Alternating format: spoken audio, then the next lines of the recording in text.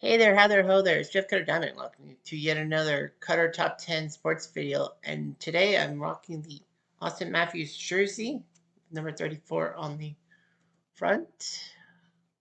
Reason why I'm rocking it is because we're going to be looking at a specific team. It is the top 10 Toronto Maple Leaf moments of all time.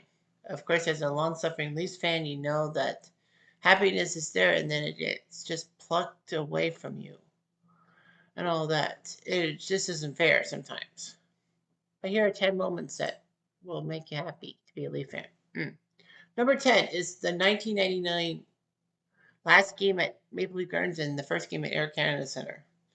It was big, you know. Montreal Forum had closed 3 years earlier. The Maple Leaf Gardens were the last original six arena to be around because the Rangers closed the original six era at Madison Square Garden before moving to the current one in 1968.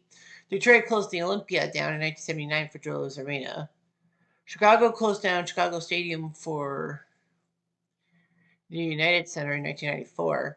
Boston closed the Garden for what is now called TD Garden in 1995. In 1996, the Habs closed the Forum for the Bell Center. Well, yeah, Molson Center, whatever you want to call it.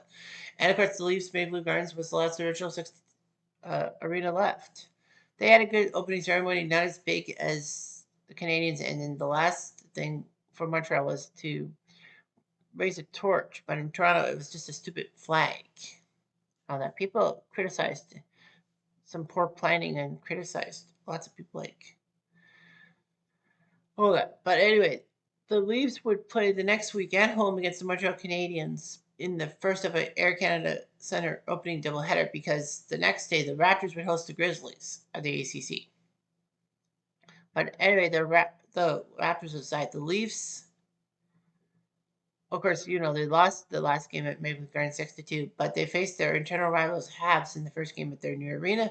Won the game thanks to a Steve Thomas overtime goal. Unfortunately, though, the game was not really called that well because of the fact that there was a technician strike, and Harry Neal and Bob Cole had to call the game from Washington.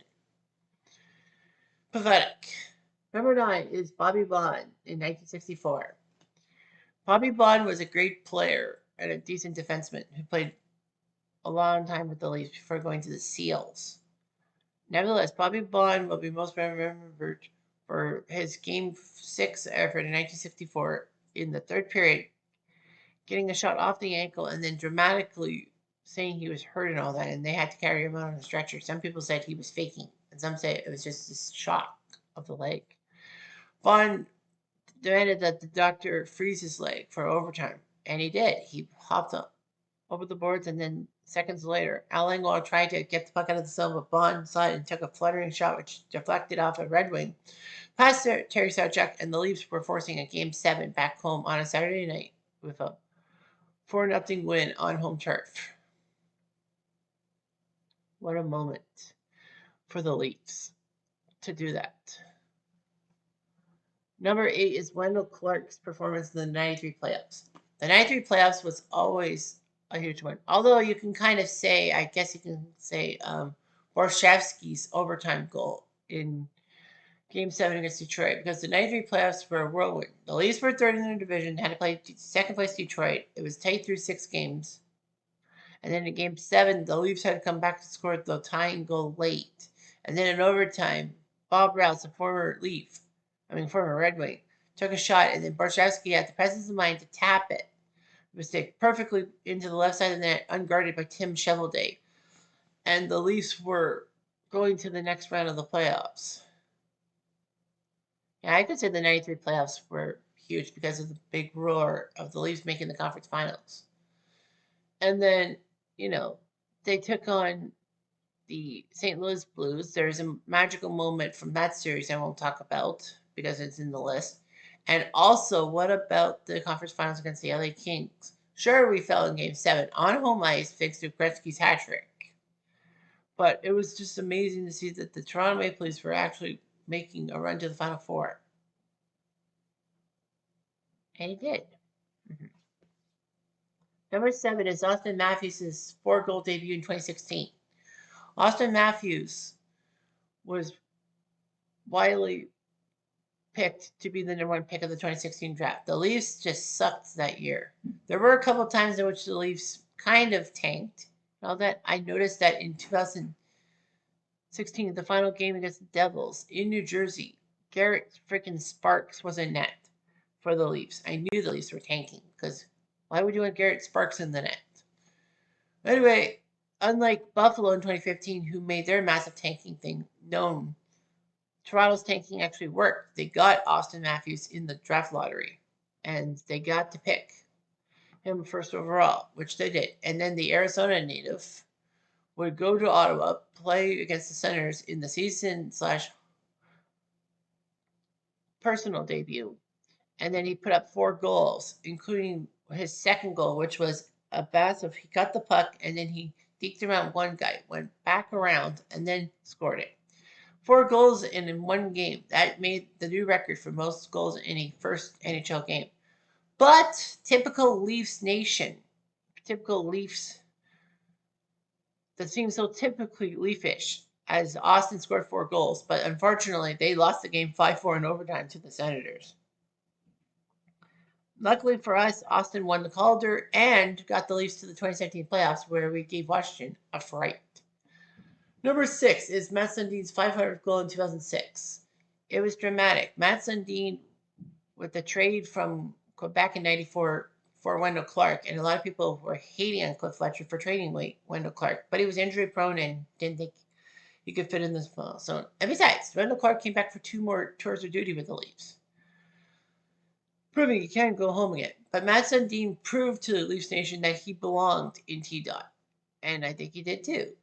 Matt Sundin did his job, scored his 500th goal with a dramatic overtime winner against the Calgary Flames, cementing his legacy as one of Toronto's greatest captains.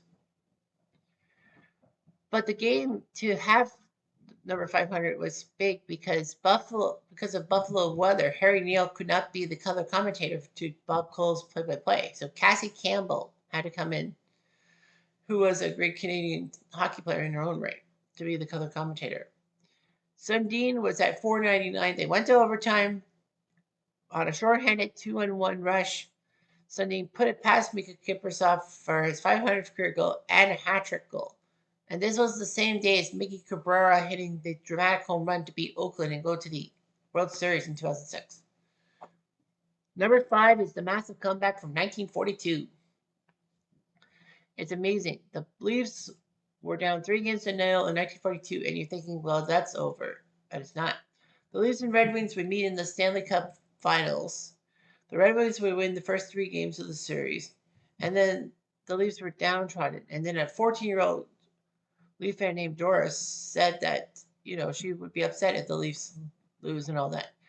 Hap Day, who was the coach, basically took it into the Leafs dressing room and says, let's not disappoint this girl. And they did. They won the game, and Detroit coach/general manager Jack Adams got so pissed off he actually punched referee Mel Harwood, making him boot it for the rest of the series, and Eddie Goodfellow would be the coach. I think that was him. Anyway, the Leafs made some massive moves, including putting the Metz brothers together, Nick and Don, and taking out a couple of their key players like Gordy Drillin, one-time scoring champion. It worked. It went to Game 7. P. Lungell is the hero, even though there were 2 goals by Sweeney Schreiner, as the Leafs beat the Red Wings 3-1, winning the Stanley Cup after being down 3-0. And no such comeback came about till 1975 when the Islanders did it to Pittsburgh. Also to note, 2010 is when the Flyers did it to the Bruins, and 2014 when the Sharks were bit by the LA Kings.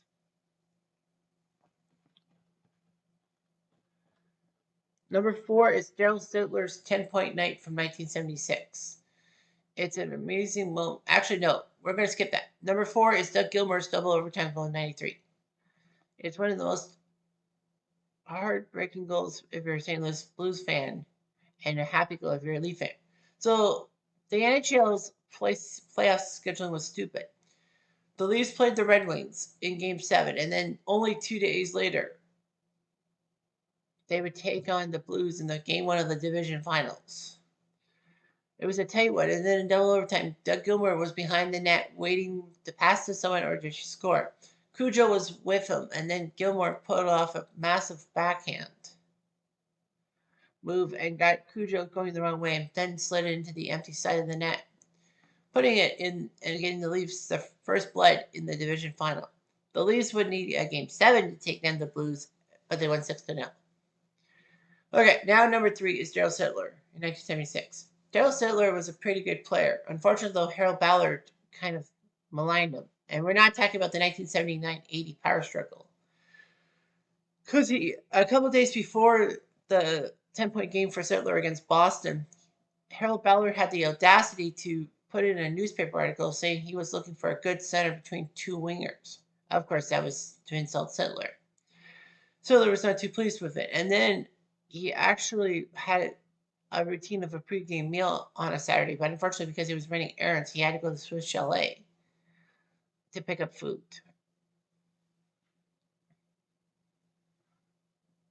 So anyway, no matter what happened, the Leafs were taking on the Boston Bruins, who were pretty good by 1976. But Boston did not have a star goalie. They had Dave Reese coming in, who was a decent 7-4-2 in the regular season. Gilles Gilbert was their number one goalie, and he was good too. But Boston would get a boost in the nets as Jerry Cheevers was coming back to the NHL from the WHA's Cleveland Crusaders because of a bad deal. So he said he was going to go back to Boston. Don Cherry did not want to put Cheevers in the net in Toronto, even though he could have, and saved him for Boston, the Boston Garden. So Sittler tried to do his best and all that. And then somehow, in some way, after only a few points in the first period, he caught fire, scoring a hat trick in both the second and third periods. And it was huge because by the time his heroics in the second period ended, he had 7 points. And Stan Obodiak, the PR guy for the Leafs, said that the record was actually 8 by Rocket Richard. Sittler easily tied it and then scored a goal to make it 9. And then his 10th point was an errant goal because he was trying to pass it out front, but it went off his skate past Dave Reese into the net.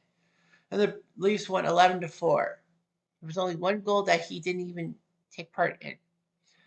The Leafs won 11-4. Dave Reese would never play in the NHL ever again, and Don Cherry was criticized for not putting Cheevers in the net, or even Gilbert. But he wanted to save Cheevers for Boston. The Leafs actually got through to the Stanley Cup quarterfinals, lost to the Flyers in Game 7 in Philadelphia, despite Sittler's 5-goal game in Game 6 against Brady Perron. And of course, he topped off 1976 by scoring the game-winning goal for Canada, the Canada Cup 76 against the Czechs. Number 2 is the Stanley Cup victory of 1967. Laugh if you will, but yeah, the Leafs' last Stanley Cup win is a milestone. The Leafs had like 8 players 30-plus years or older. They had one of the oldest teams to win the Stanley Cup by average age. But they were veterans. Terry Sawchuk was in the net. He's been in the NHL since 1952. Johnny Bower's been in the NHL since 1958, granted, but he did play a lot of years in the AHL when the AHL was not just a minor league feeder system for the NHL. It was almost a legit league, the battle of the NHL. The Leafs had many things. George Armstrong as captain, Jim Pappen was up and coming, Pete Stankowski was up and coming, Frank Wahalvich was still on the team despite exhaustion. Yeah, Tim Horton was still on the team. Bobby Ball was still on the team. Yeah, the 67 came along.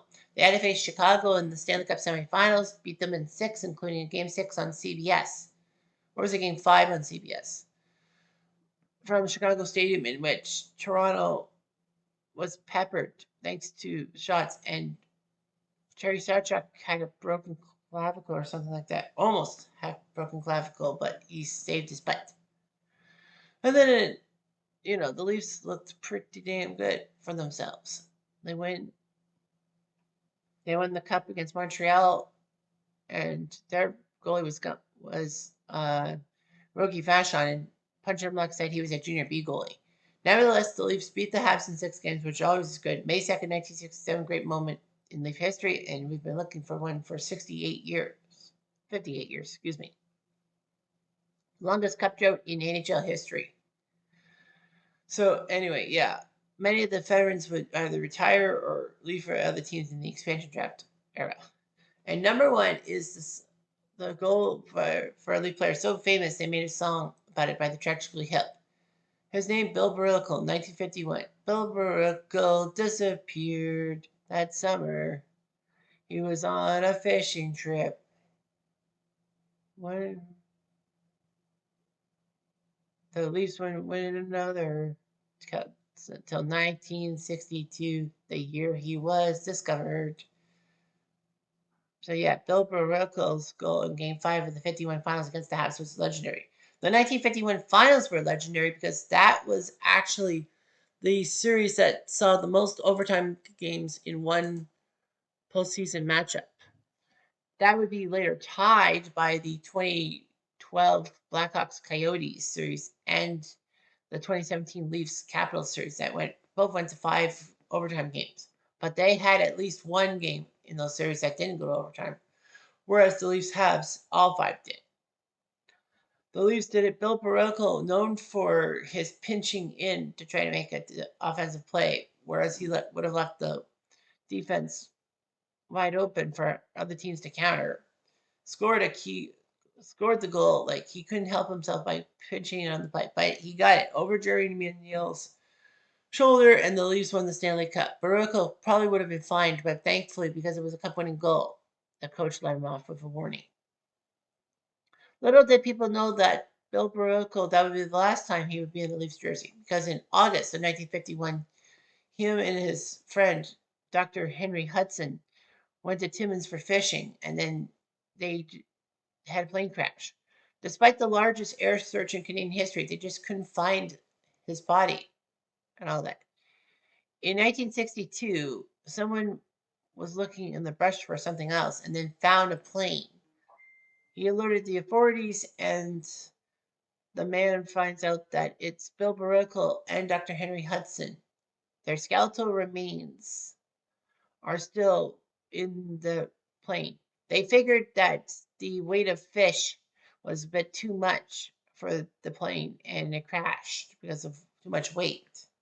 Planes were a lot different. Well, personal planes were not that big back in the 70 years ago. But what's even more creepy is that a few months after the discovery of the plane, the Leafs ended up winning the Stanley Cup over the Blackhawks and finally ending their 11-year cup drought. To be quiet, Bill. Nevertheless, that was just one of the greatest moments of all time if you were a Leaf fan, because, it would be funny that Bill Baruchel disappeared. They had a curse, and then once Baruchel was found in 62, they found the Stanley Cup. They won the Stanley Cup. So, anyway, we'll take what we get. We're Leaf fans. We are so used to pain. Anyway, I'm Jeff Diamond. Adieu.